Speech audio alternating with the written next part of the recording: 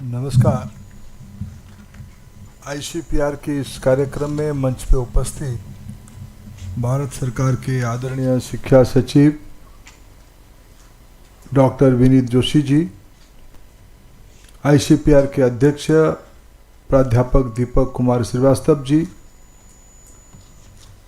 ICPR के सदस्य सचिव प्रोफेसर सचिनानंद मिश्रा जी और इस सभागार में उपस्थित सभी महानुभाव, विद्यार्थी, पत्रकार साथीगण,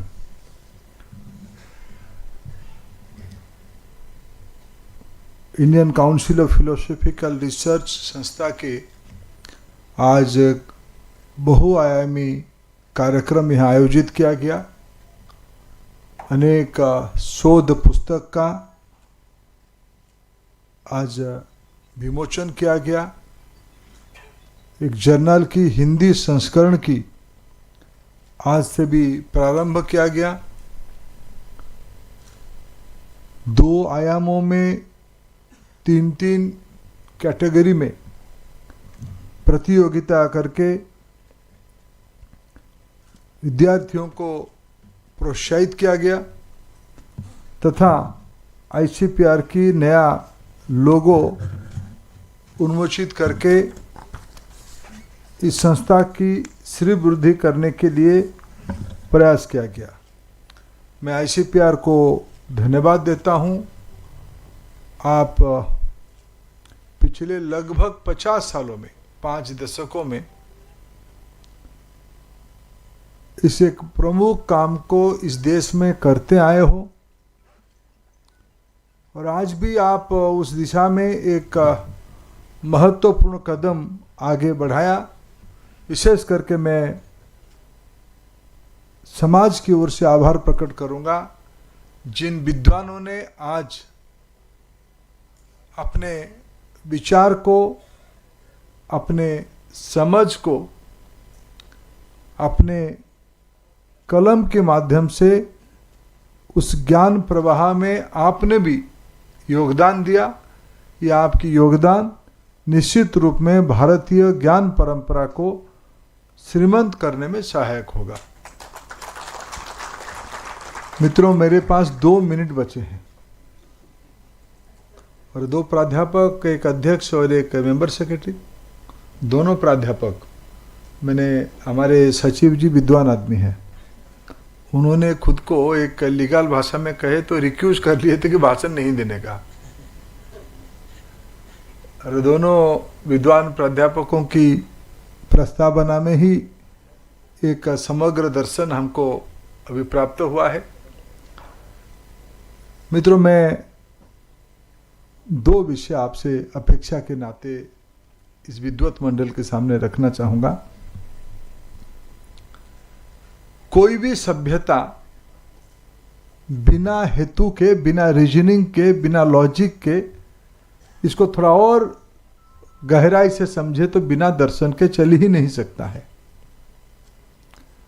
समाज की सभी आयामों में एक मौलिक विचार रहती है, एक चिंतन रहती है।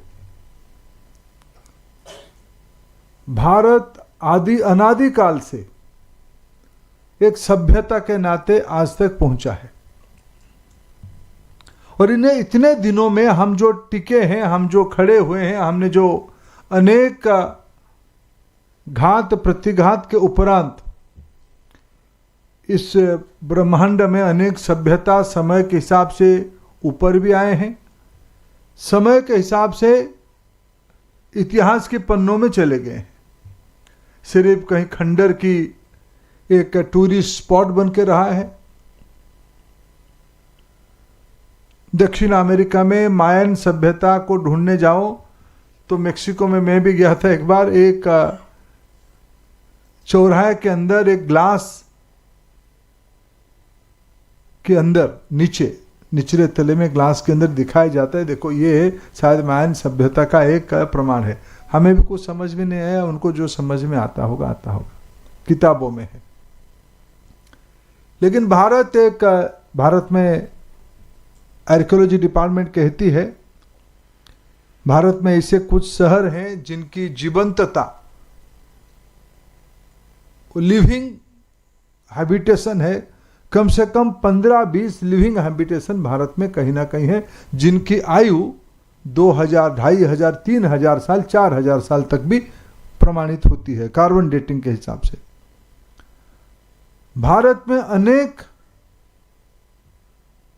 कथा, अनेक साहित्य दीवारों में मिलती है, रॉक आर्ट की फॉर्म पे मिलते हैं, उसको आर्कियोलॉजिस्ट कहते हैं। इसकी आयु कम से कम 20-25 हजार पैलियोलिथिक पीरियड की है। इसका एक इतिहास है, और आज हम उस प्रवाह में आगे जाते जाते एआई की युग में पहुंचे हैं। कभी मनुष्य मशीन बनाई थी, मशीन इसलिए बनाई थी कि अपनी श्रम शक्ति को सुगम करने के लिए। मनुष्य के पास श्रम था, फोर्स था, उस फोर्स को थोड़ा ईज करने के लिए, सुगम करने के लिए मनुष्य ने नवाचार करके, इनोवेशन करके मशीन बनाई थी। फिर कभी आगे सोचा कि मशीन मनुष्य जैसे काम कर सकता है क्या? रोबोट आई, अन्य अन्य प्रकार की मशीन्स आए, ईज डेवलप हुआ, ट्रांसपोर्टेशन सेक्टर हुआ, विमान हुआ। फिर आगे मनुष्य सोचा कि भाई ये एग्जैक्टली मनुष्य जैसे सोच सकता है क्या? अभी एआई का एक तत्व आ चुका है, ये शेर जैसा है, उसको चढ़ के हम पराक्रमी हो सकते हैं, नहीं तो शेर भी हमको खा सकता है। मैं पालियोलिथिक पीरियड से आज की एआई की युग तक, इसके केंद्र में मनुष्य है। मनुष्य की आवश्यकता के हिसाब से उन्होंने सामाजिक व्यवस्थाएं बनाई हैं, विज्ञान को विकसित किया है, एक प्रणाली बनाई है। प्रणाली अनेक अनेक है, राजतंत्र है, प्रजातंत्र है, तानाशाह है, अनेक अनेक प्रणाली। केंद्र में मनुष्य है, उसकी एक बाह्य दुनिया है, आउटर फेस है, उसकी एक इनर फेस भी है। विज्ञान की भी इतिहास है, विज्ञान की भी दर्शन है, समाज नीति की भी एक विज्ञान है, इसलिए उसको राजनीतिक विज्ञान कहा गया। राजनीति की भी एक विज्ञान है और राजनीति की भी दर्शन है। मेरे दृष्टि से दो चीज चिरंतन सत्य है, एक है विज्ञान, दूसरा है दर्शन। मनुष्य की आवश्यकता को पूरा करने के लिए विज्ञान एक उपक्रम है। विज्ञान को ढूंढ निकालने का जो तत्व है उसकी नाम है दर्शन। मित्रों, आप उस दुनिया से जुड़े हो, और हम जब भारत में 21वीं सदी की तीसरी दशक में हम आधे तक पहुंच गए, और भारत में जब जब पिछले कई सदियों की प्रारंभिक 2-3 दशकों को आप हिसाब करो, आने वाले 70-80 साल की एजेंडा लगभग दूसरी दशक तक सेट हो जाता है। अभी हमारे सामने एजेंडा सेट हो चुकी है। विश्व के हम एक प्रमुख देश बन चुके हैं जनसंख्या में, अर्थनीति में हम चौथे स्थान तक आ चुके हैं। हमारी देश युवाओं की देश है। हमारी देश की दायित्व, हमारी दर्शन में हमने कभी अपने बारे में नहीं सोचा है। हमने वसुधैव कुटुंबकम को अपना ध्येय वाक्य बनाई है।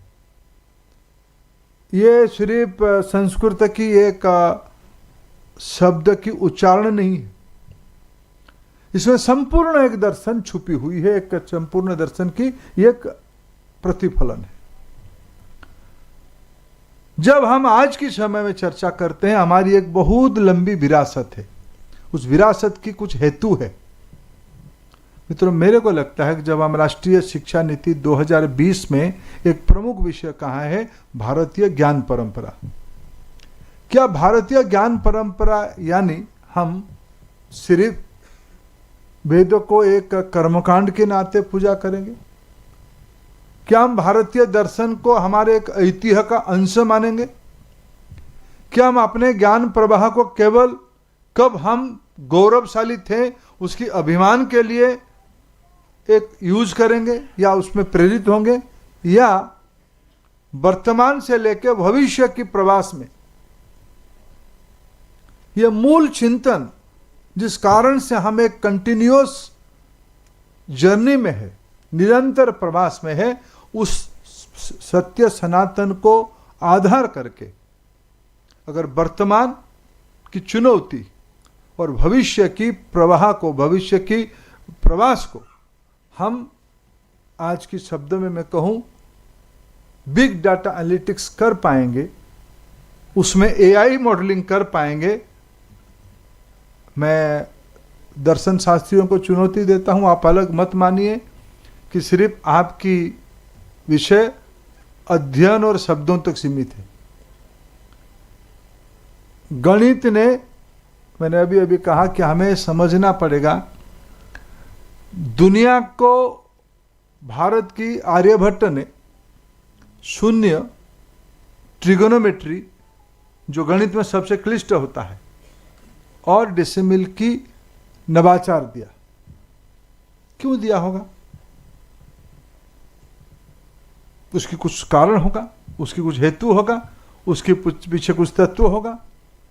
ऐसे भारत में ऐसे क्यों हम कर पाए हैं?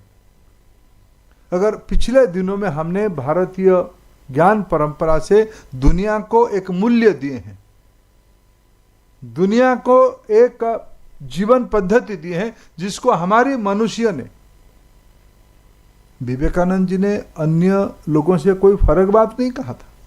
शिकागो की उद्बोधन में उन्होंने कहा कि देखो हमारे वहां दुनिया की सभी लोगों को सम्मान करने की, सभी उपासना पद्धति को स्वीकार करने की पद्धति है। इसी दो शब्द में जब दुनिया की अन्य पद्धतियां मेरा ही पद्धति श्रेष्ठ की अहंकार और दंभ में थे, तो विवेकानंद ने एक बड़ी कानभास उनके सामने रखा, ये भारतीय दर्शन है। तब भी प्रासंगिक था, आज भी प्रासंगिक है। अगर प्रधानमंत्री आज कहते हैं युद्ध में उपाय नहीं है, समाधान नहीं होता है, युद्ध माध्यम नहीं हो सकता है। हाँ, कभी कभी हमको कुछ अपना पराक्रम दिखाना पड़ता है, लेकिन युद्ध मनुष्य को समाधान की रास्ता नहीं देता है। ये आज की विचार है। इसलिए ये विचार हमारे भारत में इसलिए आ पा रहा है कि हम भारतीय ज्ञान परंपरा की अनुयायी हैं। इसलिए मित्रों, जब हम NEP 2020 का इम्प्लीमेंट कर रहे हैं और भारतीय ज्ञान परंपरा को हमारी आधार मान रहे हैं, मेरी अपेक्षा है भारत की मूल दर्शन को आधार करते हुए, भारत की दर्शन की असीम भंडार है। अनेक महापुरुषों ने अनेक उपाय में, अनेक लोक भाषा में उसको समाज जीवन में छोड़ के गया है। ये सारे असीम संपदा को आज के समय में को रिलेट करते हुए, प्रासंगिक करते हुए भविष्य की प्रवाह में युवाओं को प्रभावित करना, समाज को प्रभावित करना दार्शनिकों की काम है। बड़े गंभीरता के साथ स्थिर मस्तिष्क में समाज की चहल पहल के अंदर एक तपस्या की काम पे आप लोग लगे हो, और मैं NEP की सार्थकता तब मैं मानूंगा जब ये दार्शनिक समूह ने 21वीं सदी में भारतीय ज्ञान परंपरा के आधारित वसुधैव कुटुंबकम की आज की प्रासंगिक नैरेटिव बनाएंगे। उस ढंग से उसकी विचार होगा, विमर्श होगा, तत्वों को और गहराई से रीइंटरप्रेट किया जाएगा। मैं तो रामायण महाभारत बहुत लोगों ने उसको इंटरप्रेट किया है, बहुत ढंग से इंटरप्रेट किया है। आज भी भारतीय दर्शनों को आज के आधार पे, आज की समय की कसौटी पे भविष्य मार्ग के लिए आप लोग ऐसे ही प्रभावशाली ढंग से काम करते रहोगे। ICPR उस काम को आगे बढ़ाते रहेगा। ICPR सिर्फ सेमिनार, कुछ चंद स्कॉलरशिप में खुद को सीमित ना रखते हुए भारत की इस ज्ञान मंथन से और अमृत निकाले, इसी शुभेच्छा के साथ बहुत बहुत धन्यवाद।